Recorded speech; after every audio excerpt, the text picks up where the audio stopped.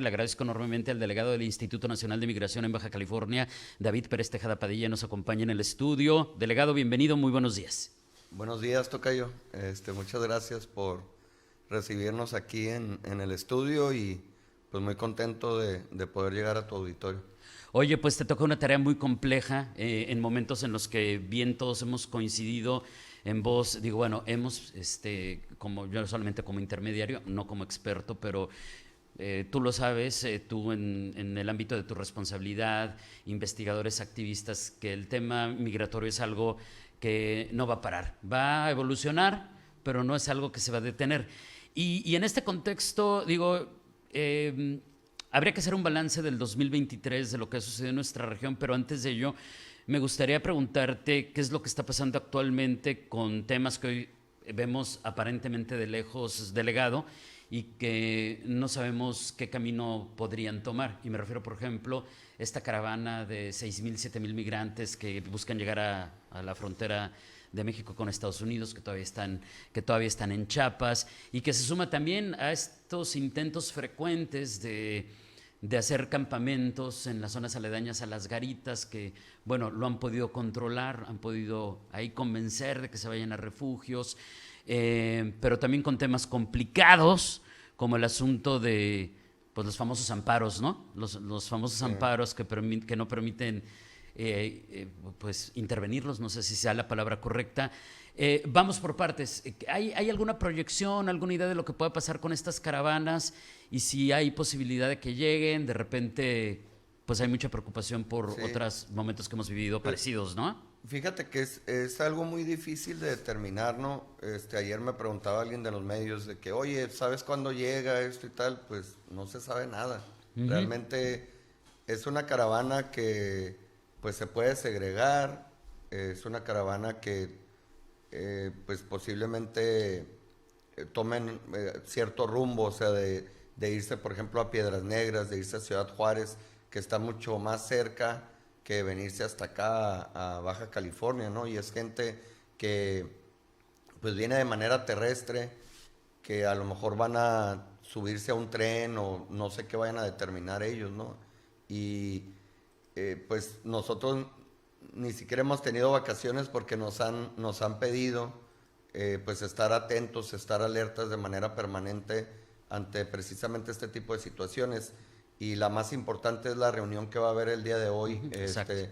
Va a estar el secretario Mayorkas y el secretario Blinken de parte del presidente Biden en una reunión con el equipo del presidente López Obrador, la canciller, el comisionado, la secretaria de Gobernación, y precisamente es para ver todos estos temas, ¿no? En realidad, el gobierno de Estados Unidos debe de coadyuvar un poco más con nosotros, ¿no? En este sentido, tanto apoyarnos con recursos, apoyarnos con la propuesta que hizo inicialmente cuando tomó el cargo la nueva canciller de tener un centro de procesamiento en el sur, sería ideal, porque la gente a veces no puede ingresar a la aplicación del CBP One, se tienen que venir a ciertos puntos, ya sea del centro de la República o hasta el norte del país, para tener la cobertura y poder aplicar a esta herramienta que es la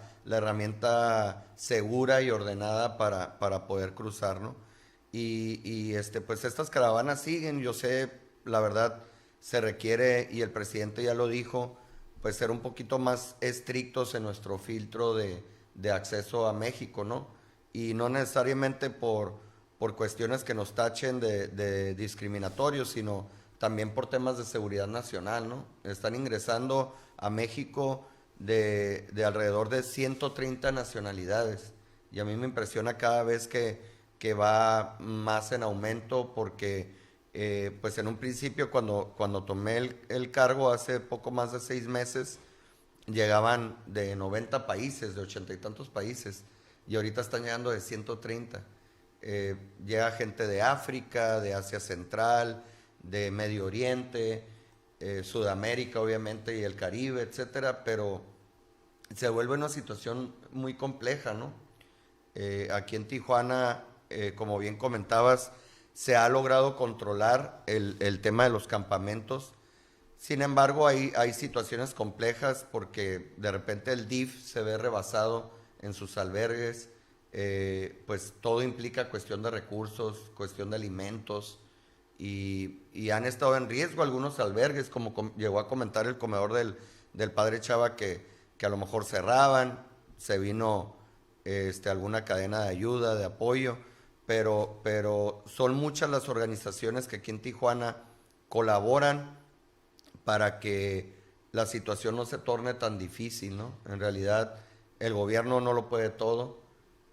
Sí tenemos muy buena coordinación, tanto gobierno federal, representado por tu servidor, el gobierno del estado, la gobernadora está muy comprometida, ha sido gran aliada en el tema de migrantes, cosa que no sucede en todos los estados de la República y los estados del norte, en realidad no todos tienen albergues, no todos reciben de manera inmediata a las familias, que ese es otro tema, ¿no? El tema de los menores y las familias, pues claro. siempre es un tema muy delicado.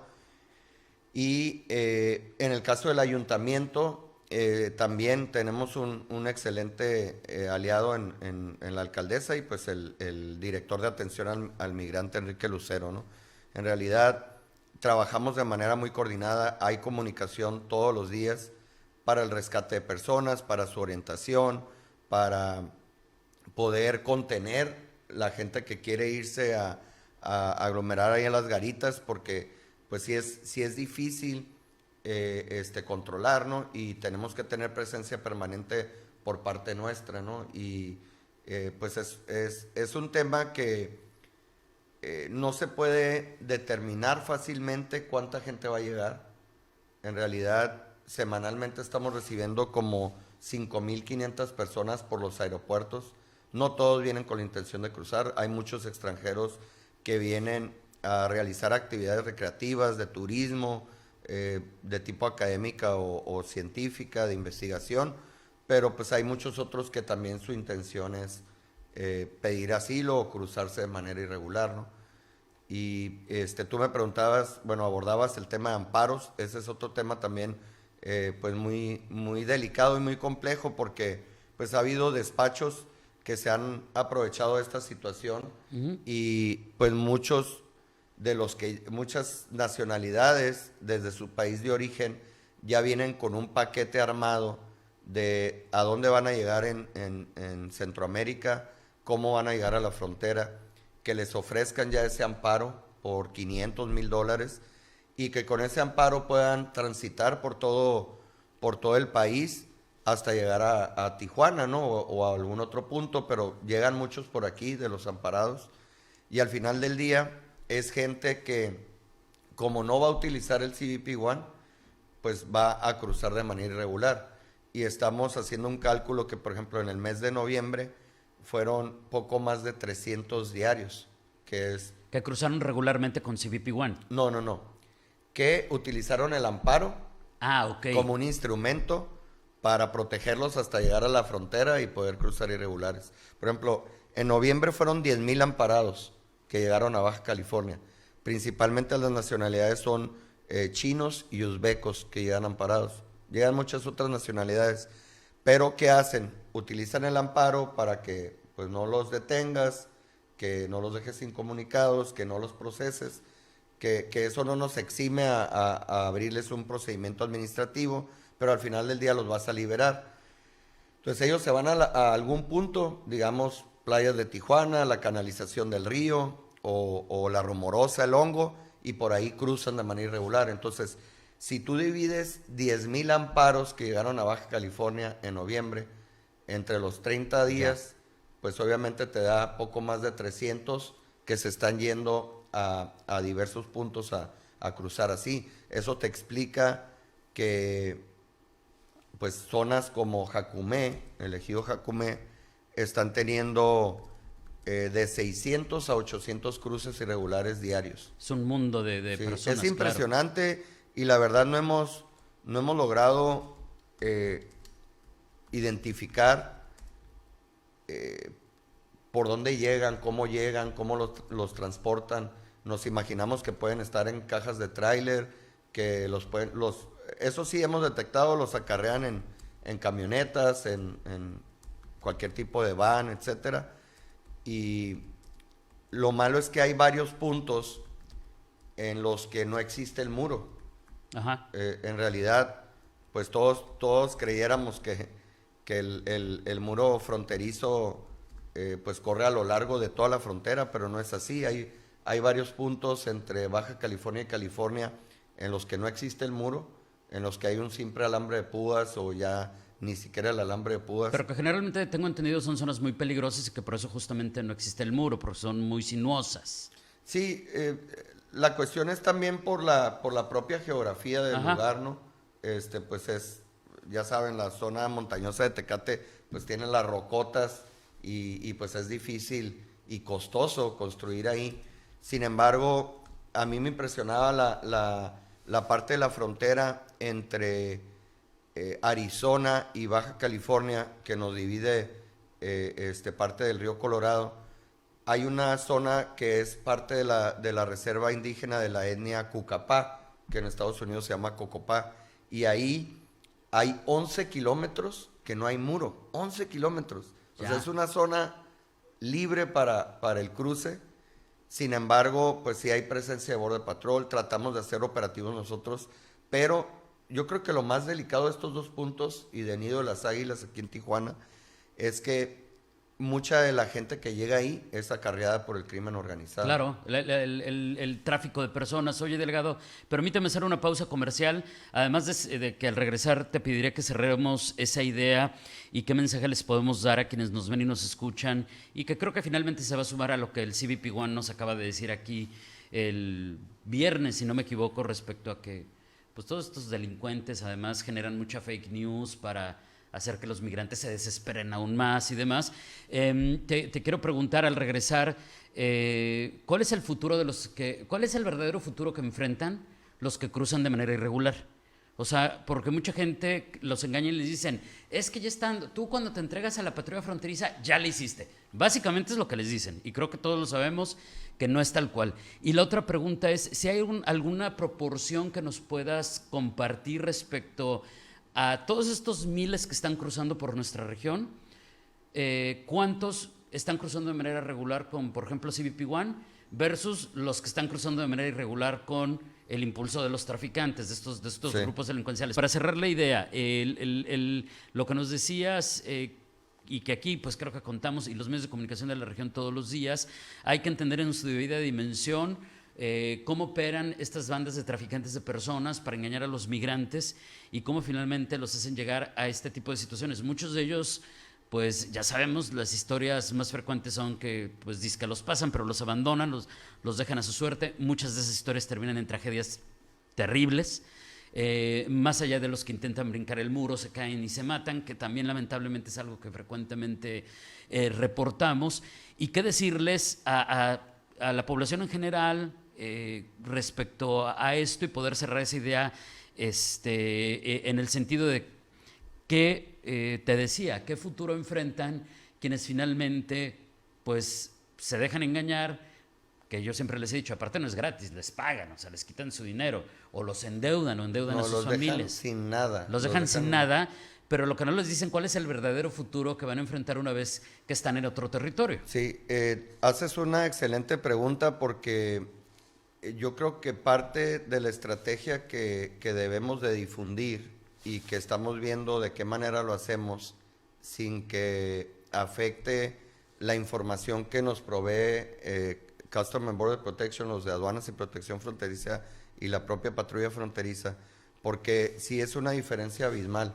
Por ejemplo, el que cruza por CBP One, a las semanas puede obtener el permiso laboral. O sea, se puede insertar de manera legal a trabajar en Estados Unidos. Y por otro lado, cuenta con 2 años de la figura que le llaman el parole, que es como un blindaje para que no los puedan deportar. Sin embargo, a quien cruza de manera irregular, por cualquier punto, lo que le llaman entregarse, no les van a dar el permiso inmediato para que trabajen. Entonces eso sí es algo que deben de saber y que es algo muy delicado. ¿Por qué? Porque la gente estando en Estados Unidos va a buscar trabajar y va a buscar trabajar de manera ilegal o rentando un Social Security Number, etcétera. Entonces, esa gente va a ser más propensa a ser deportada inmediatamente porque se va a desesperar por trabajar, lo va a hacer de manera ilegal y puede ser sujeto a la deportación. Ahora, en el tema del parole, en el caso de California, porque varía por sector de CBP, en el caso de California les dan únicamente un año, a diferencia de los 2 años si cruzas por el CBP One. Entonces sí hay bastante diferencia.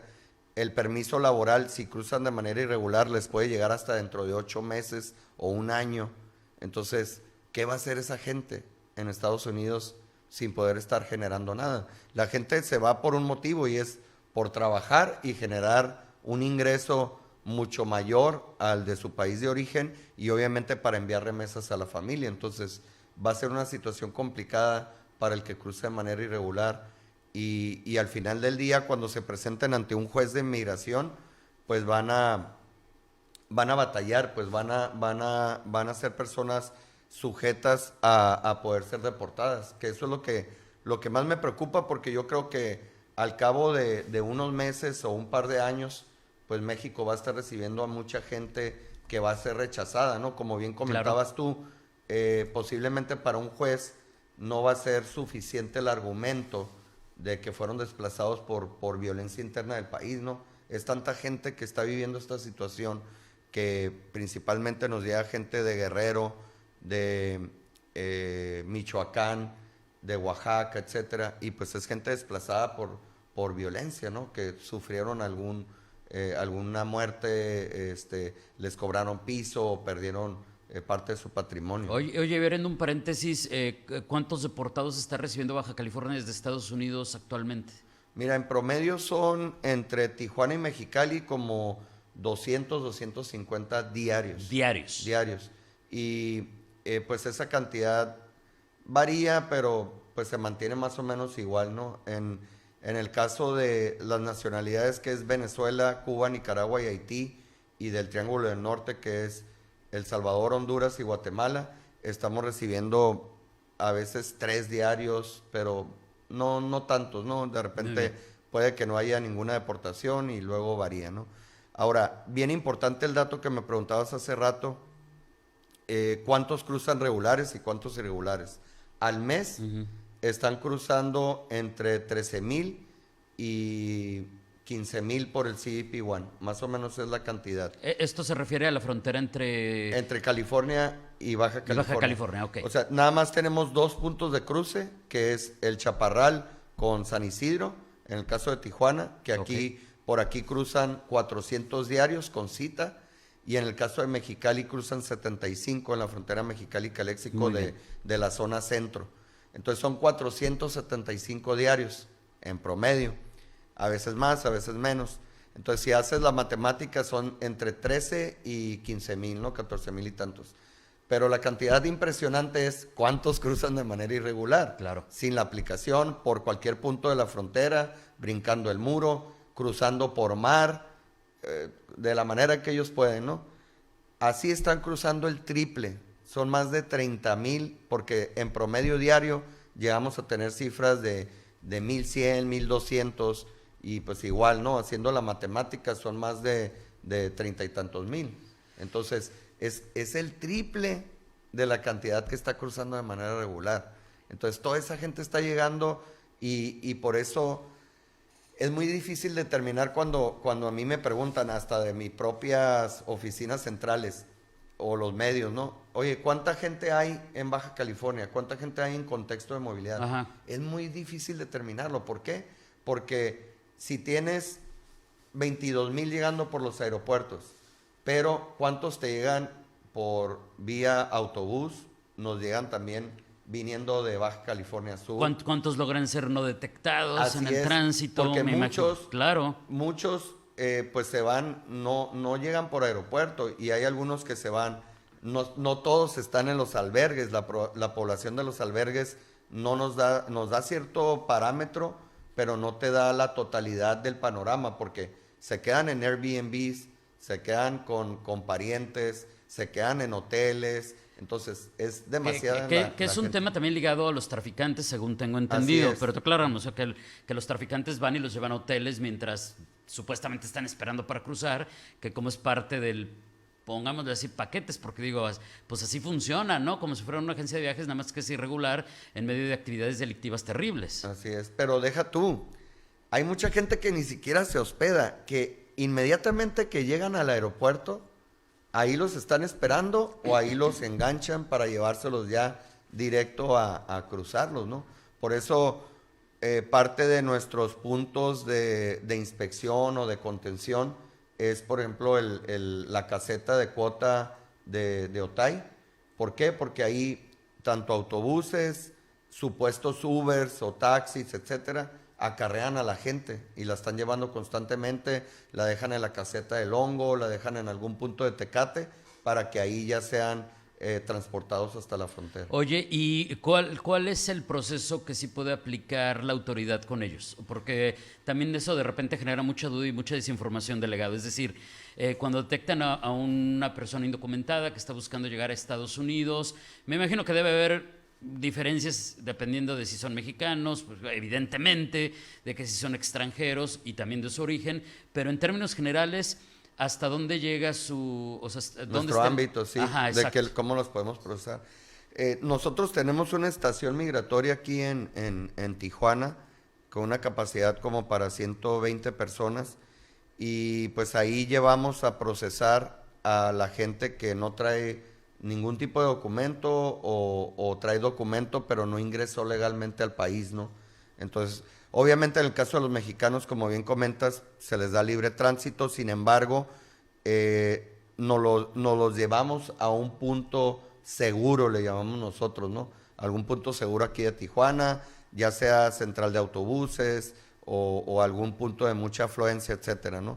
Pero en el caso de los extranjeros, cuando no traen condición migratoria, los llevamos a realizarles este proceso. Y nosotros estamos llevando a cabo conducciones aéreas y conducciones terrestres al sur del país, precisamente para tratar de despresurizar un poco la frontera. Y esto nos sirve porque a manera de presión, pues han habido situaciones por parte del gobierno de Estados Unidos, como es el cierre del Chaparral, ¿no? Ahora sí que mucha gente lo tomó como un juego porque de repente nos abrieron después de 3 años y tantos de la pandemia y duramos pues 3 semanas y otra vez lo volvieron a cerrar, ¿no?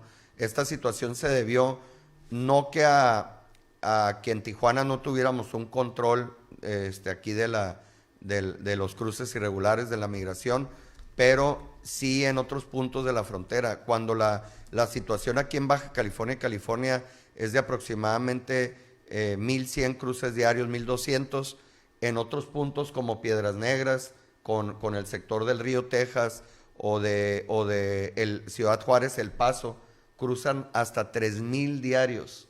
Es impresionante la cantidad que cruza por allá. Entonces, se ve rebasado la autoridad estadounidense, en este caso Border Patrol, no los pueden procesar de tanta gente Claro. que tienen y por ende requieren de mayores agentes de otros puntos del país para irse a procesar a esas personas que están pidiendo asilo, pero de manera irregular, ¿no? Entonces, son los videos y las imágenes que ustedes pueden ver en los medios, tanto locales o nacionales o internacionales, que ven a gente acampando cerca del muro, ¿no? O que ya están del lado estadounidense, pero en intemperie. Así están, si ustedes se van a Jacumé, así están del lado estadounidense, Del lado norteamericano. que es Jacumba, está la gente acampando así. ¿Sigue operando el centro de detenciones que inauguraron hace poco aquí en Otay, el centro de detención migratoria? Porque recuerdo que nos invitaron a la inauguración y era enorme y supongo que y nos dijeron, y se va a saturar en 2 días, ¿no? Entonces... El CIM, tú dices el Carmen Cerdán, que se llama. Sí, creo que sí. El Centro Integrador de Atención a Migrantes sigue operando. En ocasiones se satura y pues la gran mayoría de los albergues tienen mucha población, o sea, oscila cada albergue a veces entre 100, 150 hasta 250. El más grande es Embajadores de Jesús que Bueno, sí, no, yo me refería al centro de detención del CBP, pero del lado norteamericano. sí. Pero digo, digo, finalmente es también parte de lo que nos dicen, tengo entendido, los migrantes, te van a llevar a un centro de detención migrante, ¿no? O sea, Sí. no es como que vas a pasar Bueno, sí, la gente dura, sí, en el caso de Estados Unidos hay centros de detención en Imperial Beach, el que comentas que le llaman ellos el de Brownsville, que está ahí en la zona de Otay. Ajá, exacto. Y sí, esos son centros de procesamiento que pueden tener capacidad para 200 personas, 150, etcétera. Ellos tienen como 5 en la zona de San Diego, incluyendo uno por la zona de Tecate, del lado de California, como por Campo, le llaman Boulevard. Y el problema es que están tan saturados o rebasados que por eso espera la gente. Aquí esperaba en la zona que le llamaban Entre Muros y allá pues acampan en. Sí, cuando en vemos que intemperie. están ahí en la intemperie es porque ya no tienen capacidad, están Así tratando de es. llevárselos, pero demás. Evidentemente va a haber temas que se nos van a quedar sobre la mesa, pero hay 3 temitas que tenemos que tratar, aunque sea de manera breve, delegado, si me lo permites, Claro. que quizás son de los más duros en el sentido de lo doloroso que es para la comunidad y para quienes tienen empatía, pues por otro ser humano, nada más, ¿no? Así de sencillo. El primero es, en medio de todo lo que nos has platicado, ¿hay alguna cifra o un aproximado de cuántos migrantes han perdido la vida en nuestra región, no sé si en el año Sí, de o en hecho, algún periodo específico? Pues rapidísimo, son, de acuerdo a las cifras del Consulado de México en San Diego, eran 31 en lo que iba del año, los que habían perdido la vida. 31. Ajá, pero esto es del lado del territorio estadounidense. Ya estando Ya en esta zona como intermedia que le decimos. habiendo cruzado el muro, ¿no? O intentando cruzar el muro.